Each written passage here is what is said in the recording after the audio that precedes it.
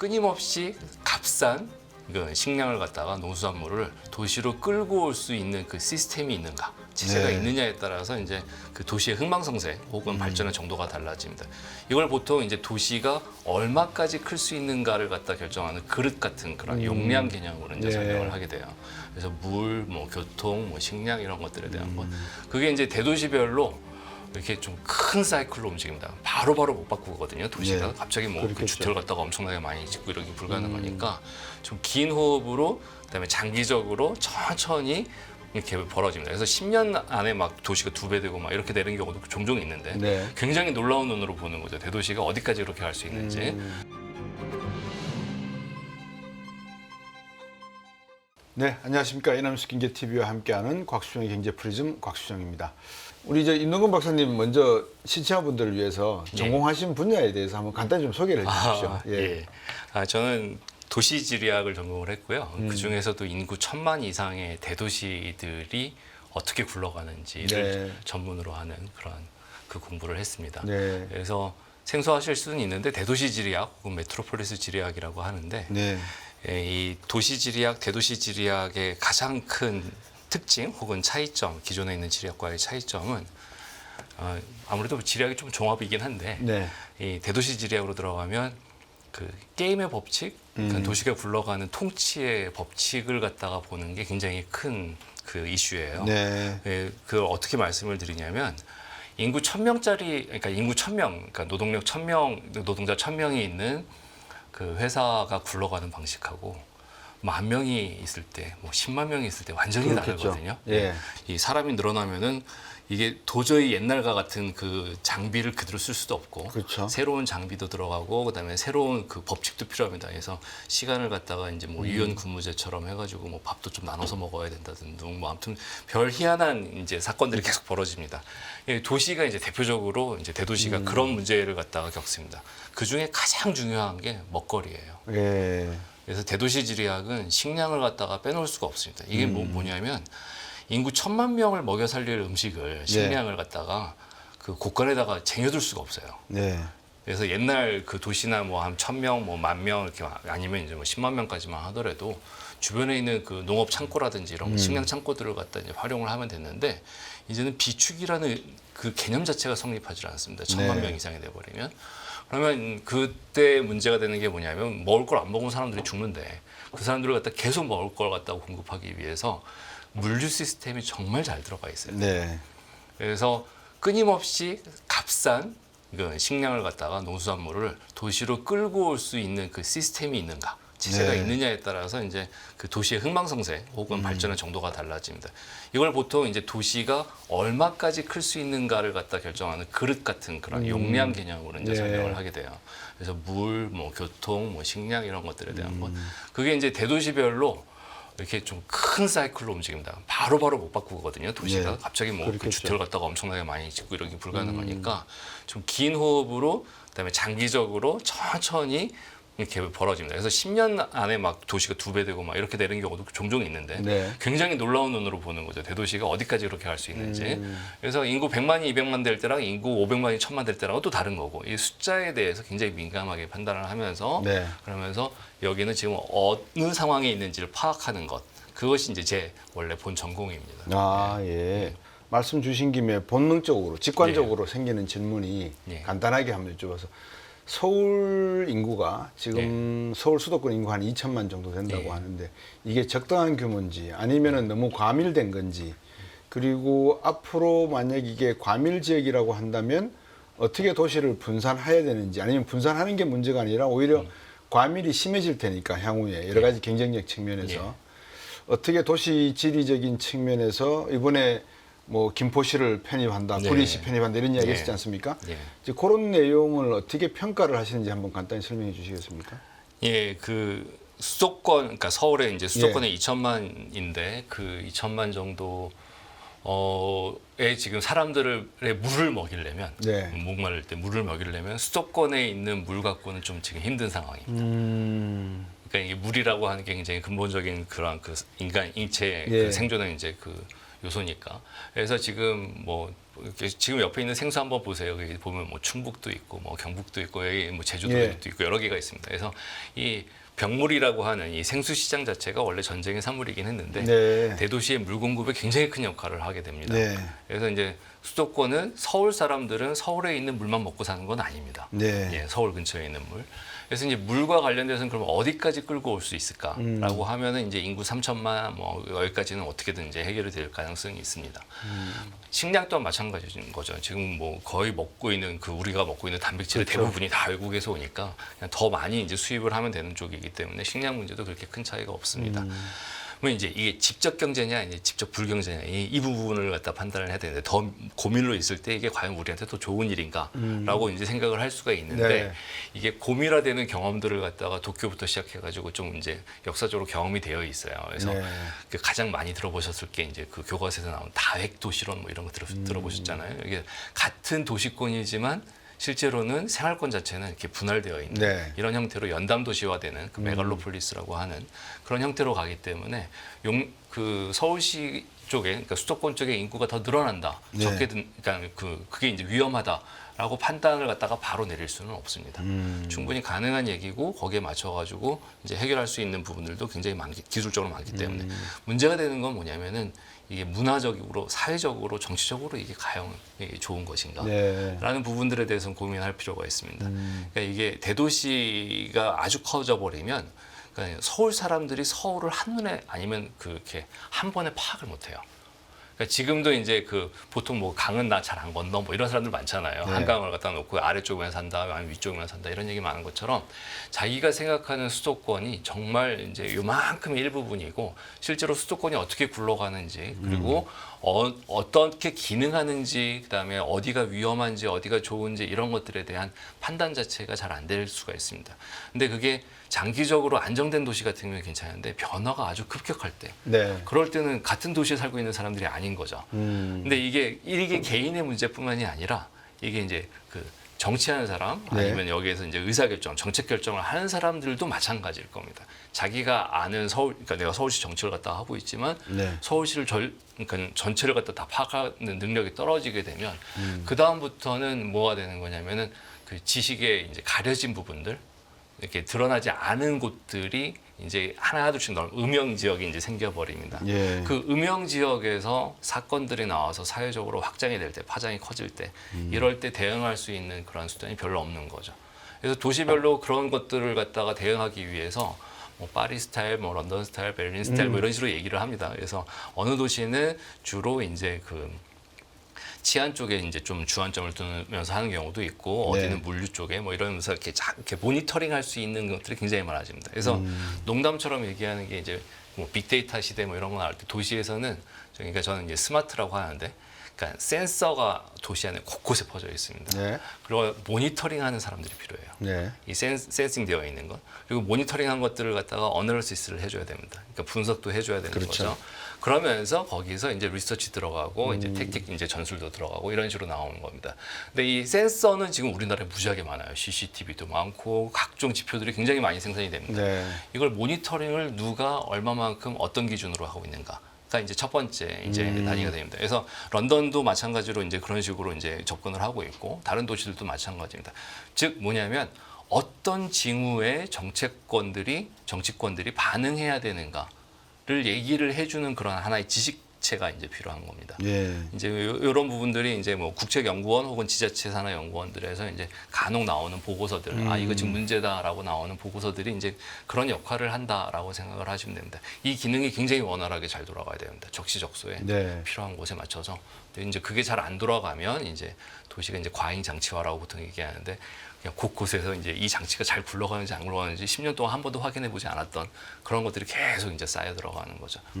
산업의 구조가 변하듯이 우리의 가치와 인구라고 하는 개념에 대한 생각도 바뀌어야 된다 이렇게 봐야 됩니까? 예, 많이 바뀌었죠. 예, 솔직히 말씀드리면 인구라고 하는 부분이 지금 우리나라에서는 되게 유행이지만 네. 그러니까 사회 현상에서는 그러니까 사회를 갖다 정말 제대로 보기 위해서는 그렇게 중요한 개념이 아니에요. 예, 그 부분이 상당히 흥미롭거든요. 그러니까 인구는 이거는 이제 그 인구 통계 맨 처음에 어디서 만들었나라고 보시면 되는데 인구 통계 맨 처음에 ILO에서 1920년대 만들었습니다. 국제 노동기구에서 예, 그때는 이제 경제활동 인구 위주로 해가지고 이제 만들었습니다. 그걸 이제 유엔에서 이제 2차 세계 대전에서 이제 인구 통계로 해서 네. 퍼퓰레이션 소사이어티에서 이제 뭐 ESG 쪽에서 이제 했었는데. 네. 그러니까 경제사회국이죠. 경제사회국을 만들어서 경제사회 안에서 이제 인구까지 같이 얘기를 한 거였습니다. 근데 이렇게 하려면 인구는 일단 세야 되잖아요. 그럼 어디까지 셀까라는 공간적인 경계가 딱 있어야 됩니다. 네. 예. 그래서 그냥 대충 여기 몇 명 모였어라고 해도 여기가 어디까지인데라고 생각이 되는 거죠. 그래서 광화문에 몇만이 모였습니다라고 하면 광화문에 이렇게 공간적으로 이렇게 울타리를 쳐놓고 거기서 세는 겁니다. 이 경계가 흔들릴 때 인구가 의미가 없어요. 그렇죠. 그래서 이제 1차 세계대전 때 막 전쟁이 막 왔다 갔다 하면서 국경이 왔다 갔다 했다라고 하면 그 국가의 인구는 계속 시시각각 바뀌고 있는 거거든요. 그 도시를 점령을 하는 순간에 인구가 되는 거니까. 즉 인구는 경계가 엄청 안정적이어야지 셀 수 있는 겁니다. 네. 그리고 셀 필요성도 있어야 돼요. 인구를 세야 될 이유가 뭘까 도대체 한 명씩 한 명씩. 자, 그러면 이게 어떤 거냐면 어제 살았던 사람과 오늘 살았던 사람들이 달라져도 10만 명 그대로 있다라고 하면 같은 인구거든요. 그렇죠. 이게 뭐냐면 이 공간에 머물면서 여기서 돈을 쓰거나 경제활동을 갖다 하는 사람들이 중요했기 때문에 나오는 개념입니다. 네. 상주 인구라고 보통 이제 나중에 이제 번역이 돼서 가는데 그런 것처럼 인구라고 하는 게 이 안에 계속 있어야 되는데 이게 1년 인구인지 아니면 한 달 인구인지 그냥 오늘 인구인지 이런 그 실시간으로 바뀌는 인구에 대한 개념에서는 또 속수무책입니다. 네. 한 예로 1960년대 서울의 그 경제활동 인구라고 하는 네. 그 서울에서 움직이는 돈을 벌려고 했던 사람들의 인구는 농한기하고 농번기하고 100만 명 이상 차이 났어요. 오.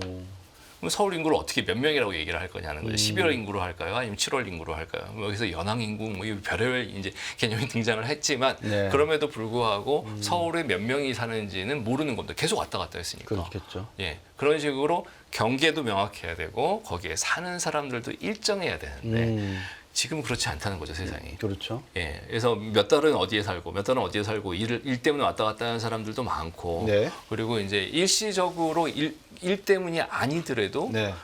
그 부모하고 따로 사는 사람들, 그다음에 남편하고 부인하고 따로 사는 사람들 이런 사람들도 많아집니다. 그러면 주민등록 인구가 다 이제 어긋나지는 거죠.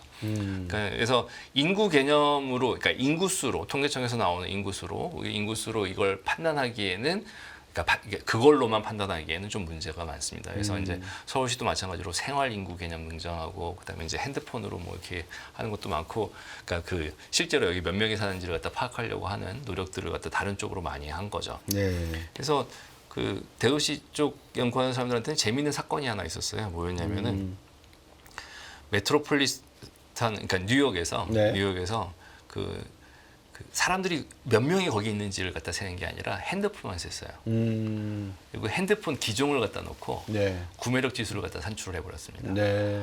그러면 이제 신형을 많이 들고 핸드폰 신형이 많고 뭐 이런 쪽에 몰려 있는 곳들이 뜬다. 하시다. 그럼 그런 쪽에 이제 임대료 개선 다시 해야 된다. 밸류에이션 다시 해야 된다. 이런 식으로 나오면서 네. 사람을 한 명 한 명 이렇게 독립된 그냥 그 숫자로 보는 게 아니라 네. 사람과 연결된 핸드폰을 갖다가 이제 독립된 숫자로 보고 이걸 클래스로 나눈 거죠. 네. 그래가지고 보고서를 갖다가 하나 이렇게 그 리포트를 짧은 리포트를 냈습니다.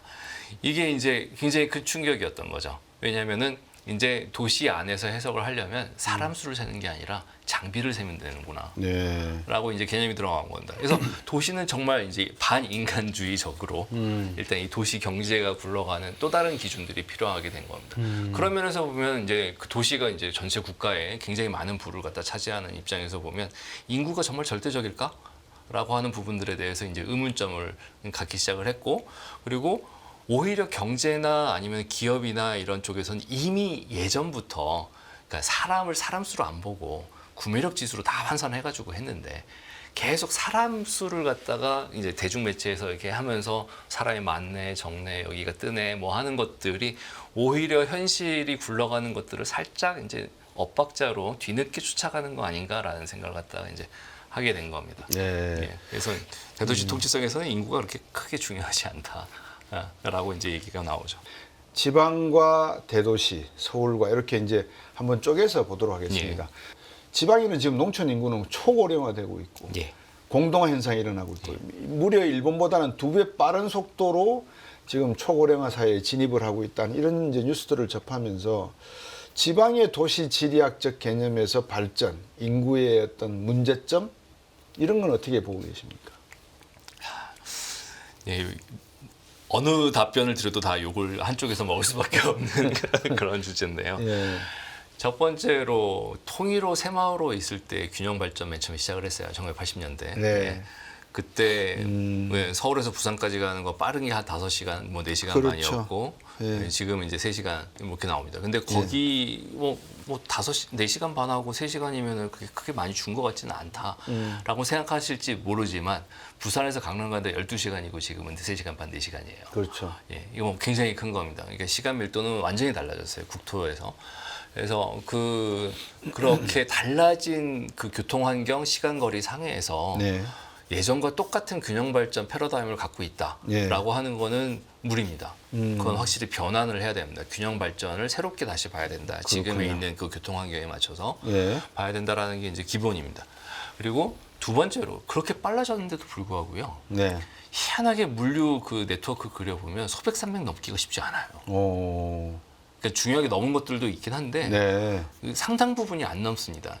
이 부분들은 어떻게 해석을 하냐면 이 네. 남동 임해공업단지라고 되어 있는 이 부분은 애시당초 우리나라 내륙이랑 별로 상관없는 산업단지 개발이었어요.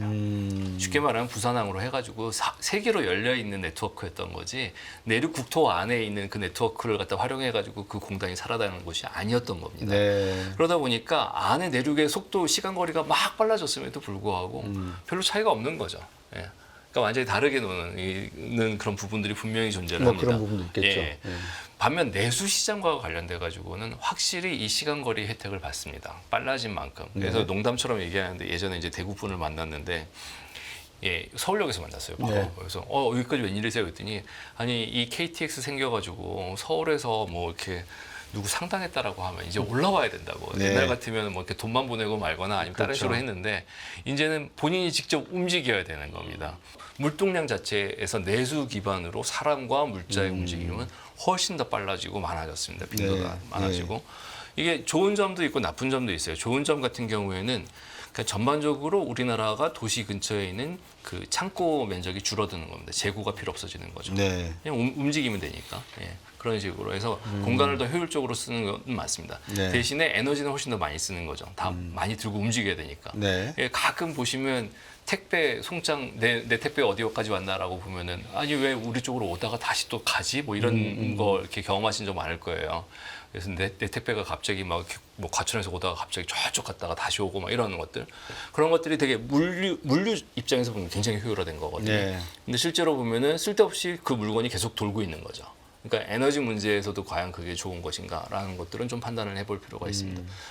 그렇지만 결국 그 용량 자체는 이제 계속 키우고 있는 겁니다. 수용할 수 있는 이 택배, 그러니까 이 물류로 이제 수도권이나 아니면 다른 도시에서 이제 살 수 있는 그런 그 도시 곳곳에 그 네. 인구를 그 수용할 수 있는 수용 능력이라고 하는데 그 수용 능력 자체는 굉장히 커지고 있는 그런 상황입니다. 예. 그래서 이게 지방과 대도시의 균형 발전이라는 측면에서 놓고 보면 제가 가끔 미국이나 저는 유럽 쪽을 많이 가보지를 못해서 일본이나 미국을 보면은 부동산 문제도 이게 얽혀 있거든요. 예. 우리는 단순히 서울에 사람들이 많이 몰린다. 몰리는 이유가 직장이 많다. 직장이 많은 이유는 학교가 많기 때문에 여기서 공급이 물류가 이루어진다. 그러니까 여기는 서울 수도권은 부동산 가격이 오를 수밖에 없다. 지방은 사람이 빠진다. 이제 이런 단순한 논리를 가지고 놓고 보는데 미국이나 일본은 좀 우리하고 비슷한 성향이 있습니다만 미국 같은 경우만 하더라도 도심에 아파트가 이렇게 많지를 않습니다. 예. 주로 외곽 지역에 있고 도로망이 방사선으로 얽혀서 도시 개발을 제대로 했다는 표현도 좀 이상하지만 일단 그런 형태로 했더라고요. 예. 큰 나라니까 가능하다. 우리나라 같이 작은 나라는 그럴 필요가 없다. 굳이 서울 시내에 아파트가 이렇게 많은데 뭐 아파트 많으면 직장 가갖고 좋지 않냐. 우리 일의 능률이 오르고 생산성 오를 건데 이렇게 표현하는 거하고 어떻게 판단하십니까? 그 부분은 도시지리학의 전통적인 주제 중에 하나입니다. 그러니까 그 집이 도심에 있느냐 아니면 외곽에 있느냐 교외화 현상이라든지 이런 얘기들인데 누가 의도해가지고 한 건 아니고요. 역사적으로 계속 쌓여가면서 그렇게 발전을 하게 됩니다. 네. 그러니까 결정타로 이렇게 누구 때문에 갑자기 서울에 아파트가 많아졌다 이렇게 얘기하기는 힘듭니다. 한 번에 된 것도 아니고 여러 번에 그렇겠죠. 걸쳐서 된 거고요. 근데 정치권이나 정치권에서 대응을 하는 그 전략은 크게 두 가지로 나뉩니다. 도시에는 일할 사람이 많으면 많을수록 좋아요. 무조건 좋습니다. 네. 도시에서의 그 경제활동 인구는 많으면 그 많은 수에 따라서 없던 서비스업도 그렇겠죠. 생기고 예, 하니까 새로운 직종도 예. 생기고 하니까. 그래서 이제 도시의 인구를 갖다 늘리고 싶은 거는 그건 그냥 기본적으로 상수입니다. 네. 그런데 다 수용을 못 해요. 그럼 다 수용을 못 할 때 도시 안에 빽빽하게 밀하게 살게 할 거냐, 아니면 그 외곽으로 살면서 빠르게 움직일 수 있게 올 수 있게 할 거냐, 네. 쉽게 말하면 통근시킬 거냐. 네. 그래서 교통이랑 주택 정책이랑 같이 이제 커플링이 됩니다. 네. 그래서 같은 돈으로 도시를 고밀화 시켜가지고 많은 사람들을 살게 하는 게 이득일까? 아니면 그 돈을 빠른 지하철이나 이런 것들에 투자해가지고 더 멀리서도 여기서 일할 수 있게 하는 게 더 좋은 것인가? 라고 하는 이 이제 그 비교표를 갖다 계속 만듭니다. 네. 거기에 따라서 이제 전략적으로 이제 어쩔 때는 이제 뭐 빠른 기차를 하기도 하고 빠른 기차로 했더니 너무 비싸는데 그 비싼 돈을 낼 수 없는 그 저소득층 뭐 이렇게 청소하시고 이런 분들은 왔다 갔다 하기 힘드니까 그러면 그런 사람들을 위해서는 그러니까 도시 안에 임대주택을 지어야 돼. 뭐 이런 식의 정책으로 왔다 갔다 하면서 네. 이제 주기적으로 이제 한 거죠. 그래서 어디는 좀 더 그 부분에, 그러니까 딱 특정한 시점에서 좀 강하게 밀어붙여가지고 도시가 교외가 훨씬 더 많이 되기도 하고, 네. 예, 어디는 또 작게 되기도 하고 이렇게 됩니다. 미국의 서버는 또 얘기가 조금 다르죠. 거기는 네. 뭐 이렇게 치안이나 경찰이나 그렇죠. 예, 네. 인종 문제가 같이 연결됐으니까 이제 좀 이렇게 문제가 다른데, 예, 유럽만 해도 굉장히 다른 그런 그 도시의 역사에 따라서 구조를 갖습니다. 네. 예, 지금 그것도 마찬가지예요. GTX가 생각보다 굉장히 큰 역할을 할 거라고 지금 생각을 하고 있거든요. 네. 왜냐하면 수도권을 갖다 갑자기 확 늘렸잖아요. 그렇죠. 그러니까 보통 대도시권이라고 하면 이제 대중교통으로 접근할 수 있는 그런 권을 도시권이라고 얘기를 네. 합니다. 시간적으로 보면 보통 1시간에서 2시간 사이인가요? 100분을 보통 이렇게 1시간 편의상으로 40분. 이제 네. 잡습니다. 100분 이상은 잘 안 간다. 예, 출퇴근하기가 좀 힘들다라고 네. 이제 얘기를 보통 하는데, 그것도 이제 지역마다 다르죠. 뭐 그렇겠죠. 제주도만 해도 뭐 30분 넘으면 어우 장거리야 뭐 이렇게 얘기를 하는데, 그런 것처럼 그러니까 사회마다 다르긴 하지만 이제 대도시권 설정을 할 때는 100분으로 잡습니다. 그래서 뉴욕의 100분권에 몇 명 사는지, 그다음에 이제 도쿄에서 100분권에 몇 명 사는지 이런 식으로 갔을 때 정말 놀랍게도 한 2,500 이 정도로 수렴하고 있습니다. 전 세계가 네. 다. 그래서 그냥 그 정도까지는 지금 포괄을 한다. 더 멀리 가면 무슨 문제가 있냐면 그 사람들을 오게 하는데 돈이 더 많이 든다는 거예요. 그냥 오는 것만 문제가 아니라 와서 내려야 되잖아요. 그렇죠. 터미널도 있어야 되고 뭐도 있어야 되고 뭐 이렇게 도시 안에서. 근데 그 터미널 짓고 뭐하고 하는 것들은 되게 비싼 땅들이란 말이에요. 그러다 보니까 멀리 사는 거를 무한정 늘릴 수는 없고 적당한 지금에 있는 그 사회 경제적인 비용에 따라서 이제 경제권이 이제 형성이 되는 그런 상황입니다. 아니면은 상권을 만들어서 북쪽은 뭐 물류 서비스권, 그다음에 서쪽은 여의도 쪽, 저쪽은 김포 저쪽은 금융권, 강남은 일반 문화 서비스, 연예 뭐 문화권, 이렇게 해서 각 권역별로 나누어서 예. 일단 도시 발전을 세운 다음에 예. 그 다음에 사람들이 거기에 맞는 예. 환경, 자기가 선호하는 주거 예. 환경으로 예. 뭐 가운데 있는 게 제일 좋겠죠. 예. 예. 그런데 그렇게 좀 도시의 발전적인 측면에서도 인구 분포와 예. 좀 상관성이 있을 것 같은데 그런 문제는 어떻게 보고 계십니까? 그게 도심의 기능 분화라고 얘기합니다. 그렇죠. 예, 그래서 이제 특별한, 그러니까 특화된 기능들로 거기에 이제 그 앵커링을 하겠다는 거죠. 그 선도로 쭉 뽑겠다라고 네. 얘기를 하는 건데 그게 잘 안 맞습니다. 왜 안 맞습니까? 너무 산업이 빨리 변해요. 예.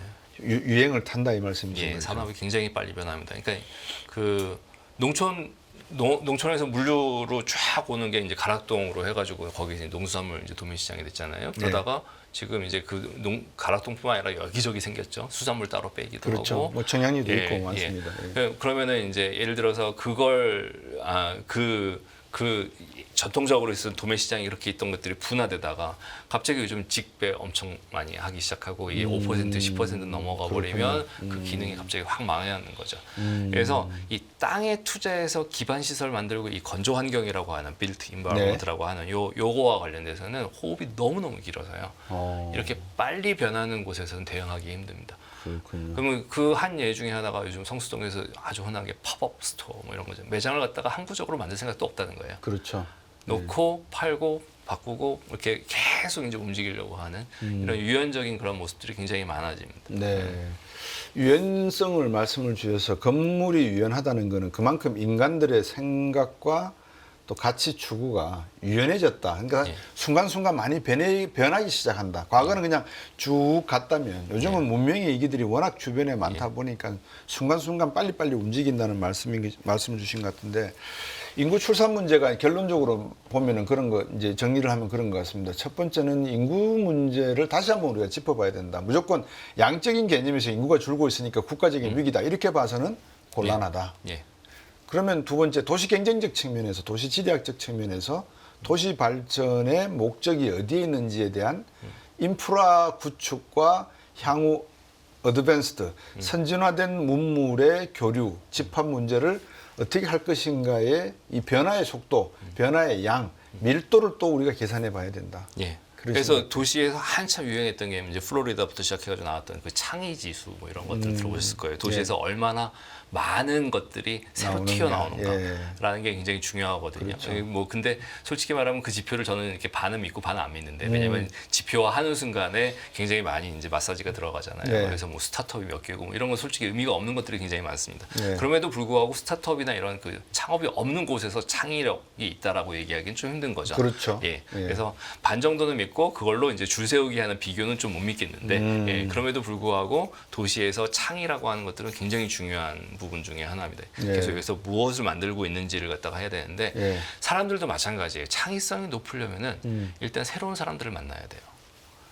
맨날 같이 있던 사람들 입장에서 그 사람들이 으쌰으쌰 해가지고 나오는 그런 창의성보다는 이 사람도 만나고 저 사람도 만나고 굉장히 많은 사람들을 만나고 거기서 자극을 받는 게 정말 창의적입니다. 그래서 도시의 창의성, 뭐 그다음에 이런 얘기들을 할 때 나오는 게 꼭 나오는 게 뭐냐면 한자로 다예요. 다. 많다. 네. 뭐가 오고 가는 사람도 많고 다양한 출신들이 다양한 인종들이 다양한 문화적인 경험을 가진 사람들이 얼마나 여기서 많이 조우하면서 자극을 받을 수 있는가를 칩니다.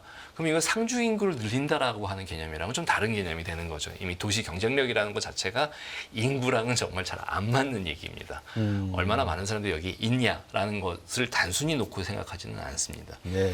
근데 이게 국가 차원에서 지금 인구 문제가 나온 거고 도시 차원에서 인구 문제가 나오는 것들은 다 국가의 지시를 받은 지자체별의 그런 그 작전들이 많아요. 네. 반면에 인구가 아예 없어져서 지방자치단체 자체가 소멸 위기를 갖다 겪고 있다. 이건 지방 소멸이라고 보통 얘기하는 건데 네. 그거는 솔직히 말씀드리면 거기 사는 사람들이 딴 데 가서 살고 있는 거지 그 뭐 소멸된 건 아니거든요. 내 네. 고향의 인구가 줄어든다라고 하는 위기의식은 드리겠지만 지방 소멸과 관련해서 가장 많은 위기의식을 갖고 있는 거는 지자체인 겁니다. 그냥 네. 인구가 주니까 교부금도 줄고 뭐도 줄고 뭐 이렇게 줄 거다라고 생각을 하는 거죠. 그리고 거기서 사는 사람들을 대상으로 이제 자영업을 하시는 분들 이런 분들은 엄청나게 큰 위기가 되는 거죠. 네. 그러니까 그런 분들에 대해서 이 사람들의 위기를 우리가 어떻게 극복해 줄 것인가라는 차원으로 접근을 해보면 단지 그 지역의 인구만 늘린다라는 게 답 하나만 있는 건 아닙니다. 그렇죠. 다른 식의 답들도 있는 거거든요. 네. 이제 그렇게 찾으면 그 문제를 해결하겠다라고 진정성을 가지면 그러면 인구 문제는 그 중에 수많은 문제 중에 하나로 이게 더 낫겠다라고 판단할 수 있는 거에 문제가 되는 거지. 네. 예, 그것만 되면 이게 해결된다라고 볼 수는 없는 거죠. 끝나지 않은 여정, 변화의 물결소. 우리의 질문은 계속될 것입니다. 거대한 역사로 읽는 인간의 욕망과 부의 흐름. 새로운 부의 미래를 알려드립니다. 자본주의의 적은 자본주의.